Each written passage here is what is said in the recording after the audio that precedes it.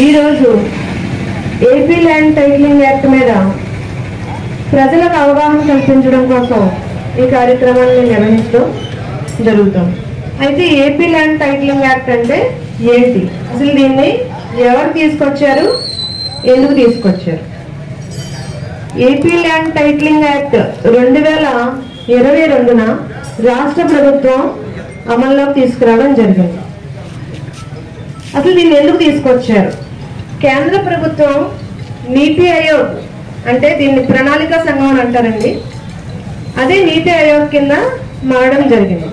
ఏం చెప్పింది కేంద్ర ప్రభుత్వం అంటే, మనకి ఏ విధంగా అయితే ఆధార్ నెంబర్లు ఉన్నాయో అలాగే ల్యాండ్ కూడా ఒక యూనిక్ ఐడిని ఇవ్వడం దీని యొక్క ముఖ్య ఉద్దేశం.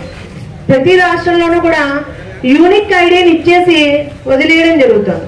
కానీ మన రాష్ట్ర ప్రభుత్వం ఏం తీసుకొచ్చిందంటే 2019లో భూ సర్వే అని ఒక సర్వేని తీసుకురావడం జరిగింది. మీ అందరికీ తెలిసే ఉంటుంది, రైతులందరికీ కూడా సర్వే చేస్తామండి మీ పొలాల్ని అని చెప్పి మీకు నోటీసులు ఇవ్వడం జరుగుతుందండి. నోటీసులు తీసుకున్నారా రైతులందరూ? దీన్ని డ్రోన్ ద్వారా మీ ల్యాండ్ ఎక్కడి నుండి ఎక్కడి వరకు ఉందో ఒక మ్యాప్ గీసి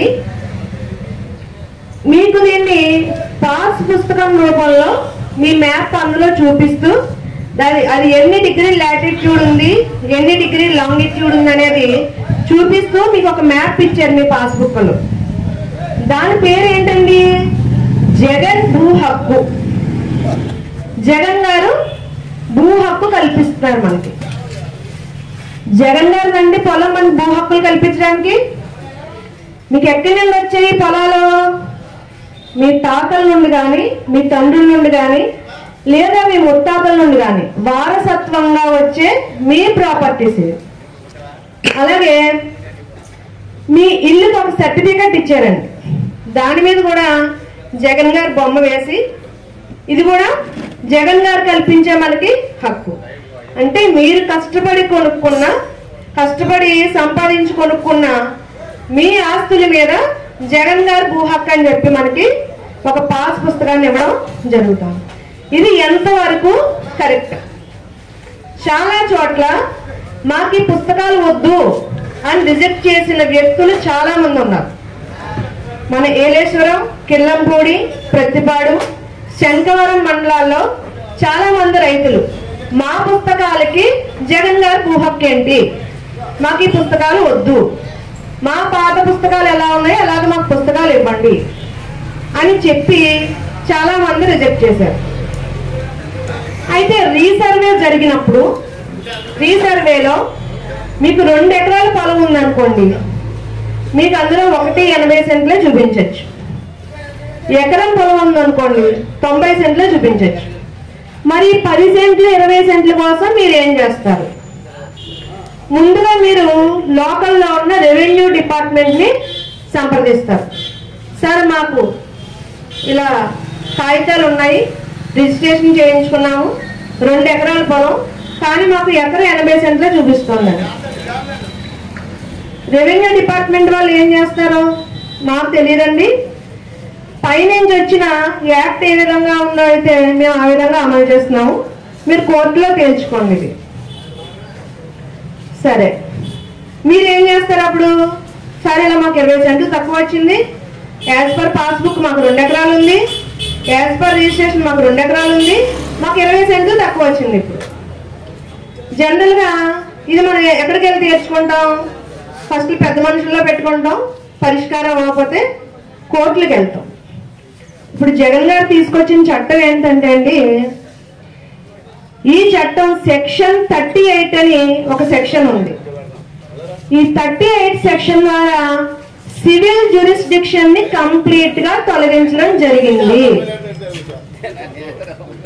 అంటే మీరు మీకున్న ఆస్తుల మీద, అంటే మీ ఇంటి గొడవలు కావచ్చు, మీ పొలాల గొడవలు కావచ్చు, దేని మీద అయినా కూడా ఇంకా కోర్టుకి వెళ్ళకూడదు అనేది ఈ చట్టం యొక్క ప్రధాన ఉద్దేశం.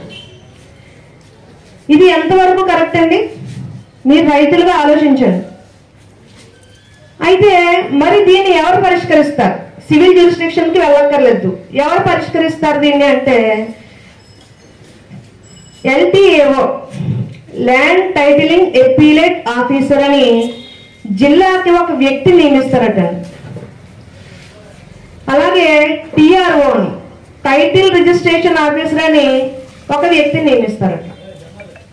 మీరు ఏదన్నా అర్జీలు ఉంటే TRO గారికి పెట్టుకుంటే TRO గారు LTAO గారికి చెప్తారు. ఇందులో సెక్షన్ 12 అని ఉంటుందండి. సెక్షన్ 12 ప్రకారం ఏంటంటే, ఇప్పుడు లింగంపర్తి గ్రామం ఉంది, ఒక 1000 మంది ఒక యూనిట్గా తీసుకుంటారు. 1000 మందికి కూడా నోటీసులు ఇస్తారు, మీ ఆస్తులు ఎక్కడ ఉన్నాయి ఏంటి, మీరు వచ్చి ఇక్కడ నమోదు చేయించుకోండి అని చెప్పి. 1000 మంది వెళ్తారు TRO గారి దగ్గరికి, మీకున్న సర్టిఫికెట్లన్నీ వాళ్ళు చూపిస్తారు. మీకు ఆస్తి మీద హక్కు ఉందనుకోండి, మిమ్మల్ని టైటిల్ హోల్డర్ కింద డిక్లేర్ చేస్తారు సెక్షన్ 13 ప్రకారం. ఒకవేళ మీకు ఆస్తి మీద హక్కు లేదని ఆయన కల్పించింది అనుకోండి, ఈ ఆస్తిని డిస్ప్యూట్ రిజిస్టర్లో పెట్టడం జరుగుతుంది. డిస్ప్యూట్ రిజిస్టర్లో ఎప్పుడైతే ఆస్తిని పెట్టారో దాని మీద మీకు ఏ విధమైన హక్కు ఉండదు. అంటే మీరు ఆస్తిని తనఖా పెట్టుకోవడం కానీ, వేరే వారికి అమ్మడం కానీ, లేదా మీ పిల్లలకు దానపట్టా రాయడం కానీ, ఇవేవి కూడా మీ చేతుల్లో ఉండవు. ఎవరి చేతుల్లో ఉంటాయి? TRO గారి చేతుల్లో ఉంటాయి. TRO గారి సర్టిఫికెట్ ఇస్తేనే మీరు ఈ ఆస్తి మీద ఏ విధమైన ఆర్థిక లావాదేవీలన్నా జరపడానికి అవకాశం ఉంది. TRO గారు ఎవరి ఆధీనంలో ఉంటారండి? పొలిటికల్ పార్టీల నాయకుల యొక్క ఆధీనంలో పనిచేస్తారు. అంటే ఎవరి ఆధీనంలో పనిచేస్తారో మీకు అర్థమయ్యే ఉంటుంది. ప్రజెంట్ ఏ గవర్నమెంట్ అయితే అధికారంలో ఉందో ఆ గవర్నమెంట్ కింద వాళ్ళు పనిచేస్తారు. అలాగే ఇప్పుడు నాకు ఆస్తుంది, నా ఇంటి పక్క వాళ్ళు నా మీద TRO గారికి ఒక అప్లికేషన్ పెడితే చాలు, ఒక తెల్ల కాగితం మీద సంతకం పెట్టి ఈ ఆస్తి నాకు వాటా ఉందండి ఇందులో అని ఒక సంతకం పెట్టి TRO గారికి ఒక అప్లికేషన్ ఇస్తే దాన్ని వెంటనే డిస్ప్యూట్ రిజిస్టర్లో పెట్టేటటువంటి అవకాశం TRO గారికి ఈ చట్టం ద్వారా గవర్నమెంట్ కల్పించిందండి. అంటే మీ ఆస్తికి ఎంతవరకు మీకు హక్కు ఉంది, ఈ చట్టం మీకు ఏం చేస్తోంది అనేది మీరు ఒకసారి అర్థం చేసుకోండి. సామాన్య రైతులు, చిన్న కుటుంబాలు, మధ్యతరగతి కుటుంబాలు, ఇంకా చిన్న సన్నకారు రైతులు, లేదా వాళ్ళకి ఒక ఇల్లే ఉండి ఉండొచ్చు, అదే వాళ్ళ ఆధారం అయి ఉండొచ్చు, లేదా ఒక అరెకరం పొలమే ఉండొచ్చు, అదే వాళ్ళకి ఆధారం అయి ఉండొచ్చు. దీన్ని ఎప్పుడైతే డిస్ప్యూట్ రిజిస్టర్లో పెట్టేశారో మీరు ఇంకా అమ్ముకోవడానికి మీకు ఏ విధమైన హక్కు ఉండదు. ఇది చాలా దారుణం. మనకి ఆల్రెడీ హక్కు ఉండి, మనకి పాస్బుక్లు ఉండి, మనకి కాగితాలు ఉండి, TRO గారు సర్టిఫికెట్ ఇస్తేనే కానీ మనం ఏమీ చేయలేని స్థాయిలో ఈ చట్టం మనల్ని ఉంచడం జరుగుతుంది. అలాగే సెక్షన్ 14 అని ఉంది ఇందులో. ఎప్పుడైతే దీన్ని డిస్ప్యూట్ రిజిస్టర్లో పెట్టేశారో మీరు ఇంక కింద కోర్టులు ఎక్కడికి కూడా మీరు వెళ్ళినా మీకు పని అవ్వదు. మరి ఎక్కడికి వెళ్ళాలి? మీరు హైకోర్టుకి వెళ్ళాలి. ఎంతమంది హైకోర్టుకి వెళ్ళి మీ ఎకరం అరెకరం భూములకి, లేదా మీ 100 గజాలు 200 గజాల ఇళ్ళకి మీరు పోరాటాలు చేస్తారో మీరు ఒకసారి నిర్ణయించుకోండి. ఇది ఎంత దారుణమైన చట్టమో మీకు అవగాహన కలగాలి. ముందు మీకు అవగాహన కలిగితే మీరు ఒక 10 మందికి మీరు దీని మీద అవగాహన కల్పిస్తారు. 2 సంవత్సరాల లోపుగా కానీ మీరు హైకోర్టుకి వెళ్ళలేదనుకోండి, ఇది గవర్నమెంట్ హ్యాండ్ ఓవర్ చేసేసుకుంటుంది ఈ ఆస్తిని. అది ఎంతవరకు? అలాగే next transfer of property act అని చెప్పి 1882లో మనకు ఒక చట్టం ఉందండి. దాని ప్రకారం మన ఆస్తి మన ఇష్టం, ఎవరికన్నా రాసుకోవచ్చు, ఎవరికన్నా అమ్ముకోవచ్చు, ఏదైనా చేసుకోవచ్చు. కానీ ఇప్పుడే జగన్ గారు తీసుకొచ్చిన ఈ చట్టం అలా లేదండి. TRO నుంచి సర్టిఫికేట్ తెస్తే మాత్రమే మీ ఆస్తి మీద మీకు హక్కు ఉన్నట్టు. ఎంతమందికి ఇస్తారండి TRO గారు సర్టిఫికెట్?